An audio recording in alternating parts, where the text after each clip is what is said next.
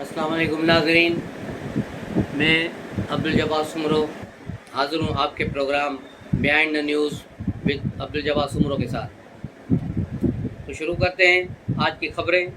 सबसे पहले एक अंदरूना खबर जो 7 में रात एक वैगन का एक्सीडेंट हो गया। वो पानी से भरी हुई एक खाई में जा गिरी, जहाँ तकरीबन 20 अफराद हलाक हो गए, जिसमें 11 जो हैं उसमें बच्चे हैं। एक ही फैमिली के तकरीबन लोग हैं, खैरपुर से उनका ताल्लुक़ था।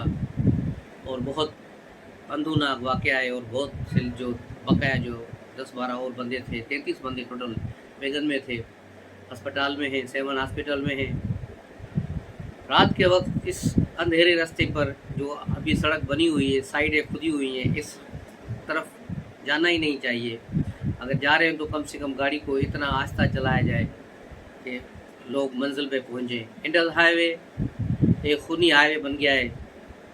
लोग पेट्रोल बचाने के चक्कर में जो वैगनों वाले अक्सर इसी रास्ते से गुजर के फिर आमरी की पुल से निकलते हैं। अगर किसको खैरपुर जाना हो तो फिर लाड़काना से जो है उस तरफ से जाके गुजरते हैं, ताकि तेल बचाया जा सके, टाइम बचाया जा सके। लेकिन टाइम और तेल बचाने के चक्कर में लोगों की ज़िंदगियां ख़त्म की जा रही हैं।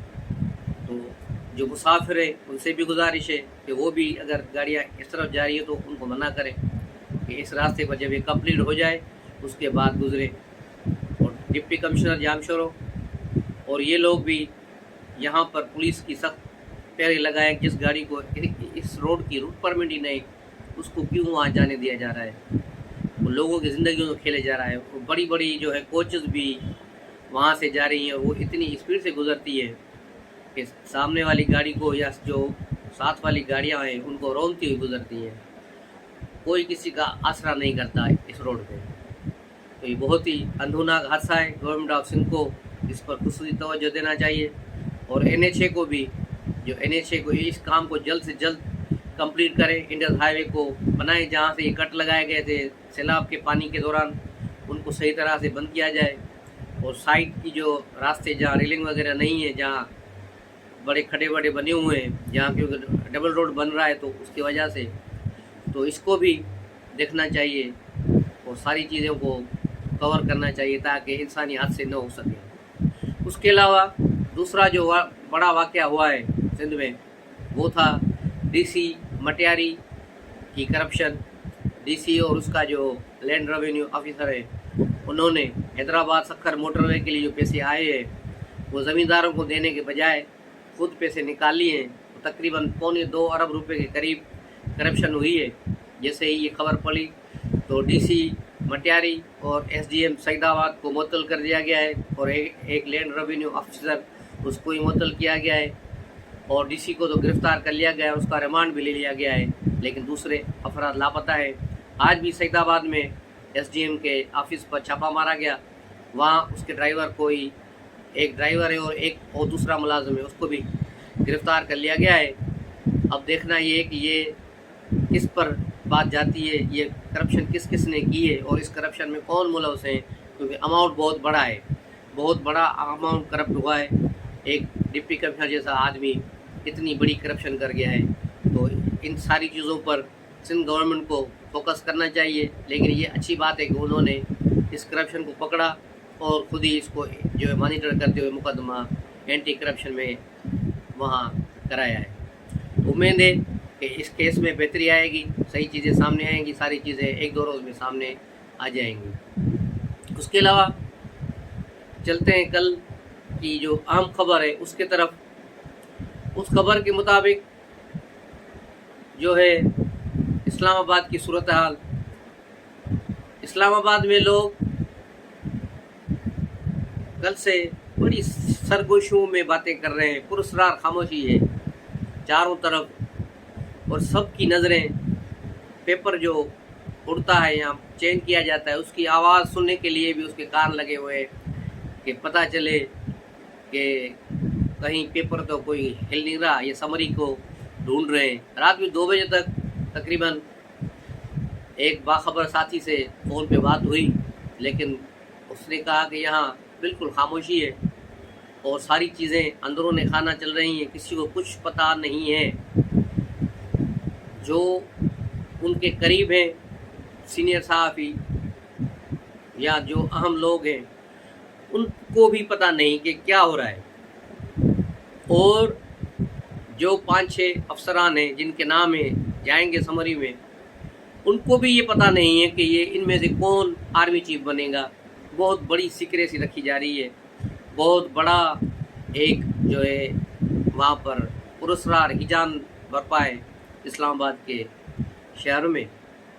اور اس کے علاوہ کل آصف زرداری اسلام آباد پہنچے، اور پہنچنے کے بعد انہوں نے اپنے جو ہے مذاکرات شروع کر دیے اپنے ساتھیوں سے، دوستوں سے، اپنی پارٹی والوں سے پہلے، پھر بعد میں جو ہے دوسرے جو ہے ملے ان سے۔ وزیر خزانہ اسحاق ڈار نے بھی ان سے ملاقات کی، اور سابق وزیر اعظم نواز شریف کا کوئی پیغام بھی پہنچایا، اور یہی ظاہر مین مقصد تو ایک ہی تھا۔ پھر اسحاق ڈار جو ہے وہاں ملے جا کر مولانا فضل الرحمان صاحب سے، اور پھر مولانا فضل الرحمان صاحب سے بھی ان کی جو میٹنگ ہوئی، اس کے بعد پھر وہ آصف زرداری صاحب سے دوبارہ ملے ہیں، اور آج اسحاق ڈار صاحب صدر پاکستان سے ملے ہیں اور آدھا گھنٹہ تقریباً ان کے ساتھ رہے ہیں، اور انہیں اہم پیغام پہنچایا گیا ہے اہم لوگوں کا۔ اس کے بعد سے ایوان صدر سے بھی یہ خبر آئی کہ صدر جو ہے آئینی جو ہے اقدامات پر عمل کریں گے، اور جو پرائم منسٹر ہاؤس سے سمری آئے گی اس پر آئینی طریقے سے عمل کریں گے۔ آئینی طریقہ یہی ہے کہ جب پی ایم ہاؤس سے کوئی آرمی چیف کی سمری آتی ہے تو صدر کے پاس کوئی اختیار نہیں دوسری سمریوں کی طرح 15 دن یا 20 دن روکنے کا، اسے فی الفور اسے منظور کرنا ہوتا ہے، اسی کو منظور کر کے اسی وقت اس کو واپس کرنا ہے، تو یہ فوراً ایسا ہی ہوگا۔ اور اس پر فواد چودھری نے بھی پریس کانفرنس کی کہ صدر آئین کے تحت کام کریں گے، لیکن اس آرمی چیف کی بات کریں گے جس کو جو ہے عمران خان کرے گا، لیکن ایسی کوئی بات نہیں ہے، یہ صرف اپنی وہ خفت مٹانے کے لیے انہوں نے اس میں اپنی جو ہے یوں سمجھیں کہ کھانے میں نمک ملا دیا، تو یہ اپنی مزے کے لیے ٹیسٹ کے لیے انہوں نے بات کی، حالانکہ ایسی کوئی بات نہیں ہے۔ اس کے علاوہ جو بات چل رہی ہے صدر صاحب والی بات پہ آتے ہیں، یہ بھی خبر چلی کہ شاید عمران خان نے عارف علوی کو کہا ہے کہ جیسے ہی تمہارے پاس سمری آئے فوراً تم مجھے اس کا نام بتاؤ گے، جو آرمی چیف کا نام ہو تو میں اس کو اناؤنسمنٹ کر دوں اپنی تقریر میں کہ فلاں آدمی کو جو آرمی چیف بنا رہے ہیں، یہ میری مرضی ہو رہا ہے، تاکہ میں اس کا کریڈٹ لے لوں۔ لیکن جیسے ہی یہ خبر پرائم منسٹر کو پڑھی ہے تو اب انہوں نے کہانی میں تھوڑا ٹوسٹ ڈال دیا ہے، اور کہا ہے کہ جو وزیر اعظم کی سمری میں نامزد ہوگا، یہ سمری ایوان صدر جانے سے پہلے اس آرمی چیف کو پرائم منسٹر ہاؤس میں بلایا جائے گا، ان سے شہباز شریف ملاقات کریں گے، اس کے بعد یہ پھر پریزیڈنٹ کو سمری جائے گی۔ تو یوں عمران خان کا جو کریڈٹ لینے کا خواب تھا اس کو بھی انہوں نے چکنا چور کر دیا۔ اور آج پھر جب یہ میں بلاگ کر رہا ہوں اس سے تھوڑی دیر پہلے مولانا فضل الرحمان پرائم منسٹر ہاؤس پہنچ گئے ہیں، اور وہ شہباز شریف کی عیادت بھی کریں گے اور ان سے صلاح مشورے بھی کریں گے۔ تو یہ تھی اسلام آباد کی خبریں۔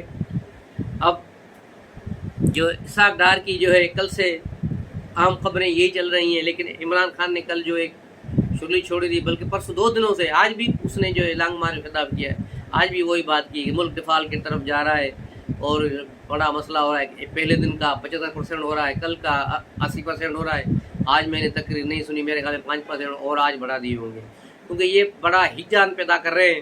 اور بیچارہ ایک اور جو ہے عمران خان کی اگر کسی نے تقریر دیکھی ہو کہ سوائے بے بسی اور مظلومیت کی اور کچھ نہیں ہے، بس بڑا ظلم ہو گیا میرے ساتھ، میری FIR آئی جی نے نہیں لکھی۔ بھائی جب تمہاری صوبے کا آئی جی تمہاری FIR نہیں لکھ رہا تو تم وہاں بیٹھ کر کیا جھک مار رہے ہو کیا؟ اس گورنمنٹ کو ختم کرو، اسمبلیوں کو تحلیل کرو، اور نئے انتخابات کی طرف کیوں نہیں جا رہے ہو؟ کیوں؟ کس چیز کا ڈر ہے تمہیں الیکشن سے؟ تم تو کہہ رہے ہو وزیر اعظم اعلان کرے، وزیر اعظم سے پہلے تم کیوں نہیں کر رہے؟ جب تمہارے صوبے کے ایک SHO تمہاری نہیں سن رہا، تمہاری FIR نہیں کاٹ رہا، تو پھر تمہیں اس صوبے کی حکومت لے کے کیا کرنا ہے؟ اس سے بہتر ہے کہ پرویز الہی کو کہو اسمبلی توڑ دو، بات ختم۔ لیکن تم ایسا نہیں کرو گے، تم جانتے ہو کہ اگر یہ حکومتیں جو ملی ہیں ابھی تمہیں یہ بھی نہیں ملے گی، تو اس سے بڑی इमरान खान की जो बददिली और मायूसी है, और इसके लॉन्ग मार्च में जो चल रहे हैं बेचारे असद उमर और शाम कुरैशी, इन लोगों के भी चेहरे देखो तो सारे उतरे हुए, कोई लोग नहीं है लॉन्ग मार्च में। बकौल फैसल वाडा के जो कल उन्होंने कहा था कि लॉन्ग मार्च में तो इतने लोग भी नहीं जितने मेरे पास मुलाजिम हैं। तो ये बहुत भयानक सूरत हाल है पीटीआई के लिए। पीटीआई दिन ब दिन जवाल पजीर है, क्योंकि उसके सर से हाथ शफकत का उठ गया है, इसलिए पीटीआई अब कहीं नहीं है। आइंदा ये आप देखेंगे दिनों में इसमें और कमी आएगी और ये चीज़ जो है नीचे चली जाएगी। उसके अलावा घड़ी के मामले पर अब नेब ने भी जो है नोटिस ले लिया है और उन्होंने एक खुसूसी कमेटी तश्कील दी है जो इस केस को देखेगी और इसकी फैक्ट एंड फाइंडिंग निकालेगी, इसमें क्या सूरत हाल है। और इमरान खान ने जो जियो पे और शाहजेब खानजादा पे और दूसरों पे मुकदमे करने की बात की थी, अभी तक लोग देख रहे हैं, लेकिन अभी तक कोई मुकदमा, कोई कुछ कहानी, कुछ नहीं, क्योंकि ये इस पोजीशन में नहीं ये मुकदमा करे। और शाहजेब खानजादा ने कल मज़ीद चीज़ें निकाली और कहा कि ये जो 2 करोड़ रुपए भी इमरान खान ने जमा कराए हैं उसकी रसीदें एन उसी दिन की हैं, यानी जिस दिन घड़ी निकाली गई उसी वक्त 2 करोड़ रुपए जमा कराए गए। इसका मतलब ये एक रसीद बना के पहले रखी गई है, घड़ी निकाली गई, वो मार्केट में बेची गई और उसके बाद वापस आई है। लाहौर से एक दिलजले साहबी ने तो यहाँ तक भी कहा कि इमरान खान को तो अपने लोगों पे भी गुस्सा आ रहा होगा जिन्होंने ये घड़ी बेची थी, कि इतनी सस्ती उन्होंने $20 मिलियन में घड़ी बेच दी, जबकि घड़ी की कीमत 1 अरब 70 करोड़ रुपए की बताई जा रही है। और टोटल जो सेट था वो 2 अरब से ज़्यादा का है, जिसमें पेन थी, कफलिंग्स थे, दूसरी चीज़ें थी, बटन थे। लेकिन इन्होंने जल्दबाजी में जो है $20 मिलियन में बेचकर ये घर आ गए। इमरान खान को कितना मिला? सरकारी ख़जाने में जो बताया गया कि भाई ये 10 करोड़ में हमने बेची है, जिसमें 5 करोड़ इमरान खान के अकाउंट में आए जो इसने मनी ट्रेल इलेक्शन कमीशन में दी थी। बाकी 5 करोड़ कहाँ गए उसका पता नहीं। और ऊपर से 10 करोड़ रुपए जो ज़्यादा थे, यानी 54 करोड़ रुपए पाकिस्तान आए हैं, मनी लॉन्ड्रिंग हुई है। अब एक जो बिजनेस टाइकून है, प्रॉपर्टी टाइकून, उसने भी तरदीद कर दी है कि मेरा जहाज़ इस्तेमाल नहीं हुआ था इस काम के लिए, किसी और का हुआ है, तो वो भी पीछे हट गया है। अब देखना ये है कि गोगी को ये कौन लेके आया था वहाँ से, किसने ये करप्शन की थी घड़ी में, और कौन कौन इसमें मुलव्वस हैं। और इसमें इमरान खान बुरी तरह से फंस गए, क्योंकि वो इसी केस में पहले ही NA-95 म्यावली से नाअहल हो चुके हैं इलेक्शन कमीशन से, और इलेक्शन कमीशन ने ये मुकदमा सेशन कोर्ट को भी भेज दिया है। लेकिन अभी जो नई डेवलपमेंट्स ये हुई हैं, जो कल परसों से उमर फारूक ने की हैं और शाहजेब खानजादा ने चीज़ें निकाली हैं, तो इस केस के जाविये अब मज़ीद तब्दील हो रहे हैं, इसमें मज़ीद जो है तब्दीलियाँ आएंगी। दूसरी तरफ आज सुप्रीम कोर्ट ने कमाल कर दिया, इमरान खान के खिलाफ तो अदालत का केस चल रहा है। सुप्रीम कोर्ट ने जब सरकारी वकील ने कहा कि इमरान खान का जो है जो मोबाइल फ़ोन चेक कराया जाए कि उसको ये मैसेज इसका वकीलों ने दिया था या नहीं दिया था, जिसका इमरान खान इनकार कर रहा है, तो बजाय वकील के जवाब देने के उस जज ने कहा कि इमरान खान का हो सकता है मोबाइल फ़ोन किसी और के पास हो। यानी ये पानामा जजेस जो हैं अब इमरान खान के वकील भी बने हुए हैं। जिस तरह पहले बंदयाल ने कहा था कि इमरान को शायद पता नहीं होगा इसलिए उसको मैसेज नहीं मिला होगा, तब उसके लोगों ने डी चौक पे आके की है और ये जो दरख्तों को आग लगाई है, ये आंसू गैस की शेलिंग की वजह से लगाई है ताकि वो उससे बचा जा सके। ये तावीलें सुप्रीम कोर्ट दे रही है, तो इमरान खान को तो वकील करने की ज़रूरत ही नहीं है, खामखा वकीलों को पैसे खर्च कर रहा है। इसके 3 वकील तो यहाँ बैठे हैं, ये पानामा जजेस इधर, अब एक चौथा भी आ गया है इस्लामाबाद हाई कोर्ट से, तो इसको तो किसी चीज़ की परवाह होनी नहीं चाहिए। बिल्कुल मिनटों की वो बात मैं आज फिर दोहराऊंगा जो उसने कही थी, अपने किताब में लिखी है कि पाकिस्तान और इंडिया की, क्योंकि वो उस वक्त तो एक ही था, तो उसने कहा कि बरसगीर में इंसाफ हमारे जजेस जो हैं धोती पहन के बैठे हुए हैं, कोई गरीब इंसाफ के लिए जाए तो धोती आगे से ऊपर कर देते, और कोई बड़ा आदमी जाए तो धोती पीछे से ऊपर कर देते हैं। तो यही इंसाफ चल रहा है। तो आज की जो इसकी ऑब्जर्वेशन है कोर्ट की, उसको देख के तो लगता है बिल्कुल मंटो ने सही कहा था। इस पर ही आज का व्लॉग ख़त्म करते हैं। तमाम दोस्तों से गुजारिश है कि इसको शेयर करें سبسکرائب کریں اور دوستوں کے ساتھ شیئر بھی کریں، اس کو لائک بھی کریں۔ السلام علیکم۔